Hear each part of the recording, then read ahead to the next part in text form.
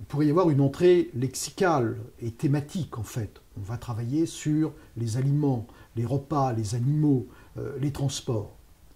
Une autre entrée pourrait être grammaticale, travailler sur le passé, sur l'interrogation, sur le récit, sur la lecture.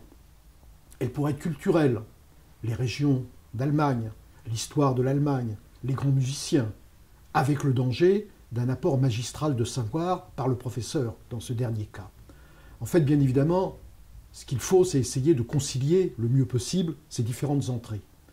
Et c'est l'entrée thématique qui va permettre de faire le lien la plupart du temps. Choisir une thématique qui relève d'une des notions du programme ou de plusieurs notions du programme, les 4 notions du programme qui sont des notions très très larges, très fédératrices.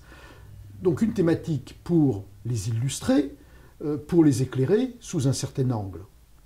Et cette thématique doit être abordée dans la perspective des réalités des pays germanophones.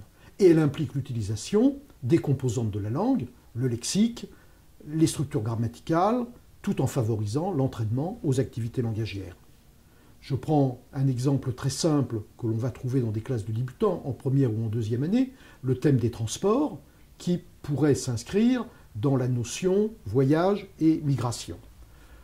C'est un thème assez productif, dans lequel on va travailler sur le lexique des moyens de transport, mais aussi sur tous les verbes qui expriment le déplacement. L'emploi de la préposition mit en allemand, mais aussi le directif, donc avec les prépositions, avec les cas, peut-être la chronologie, d'abord, ensuite, lorsqu'on fait le récit d'un voyage, et on peut même le faire en utilisant un temps du passé.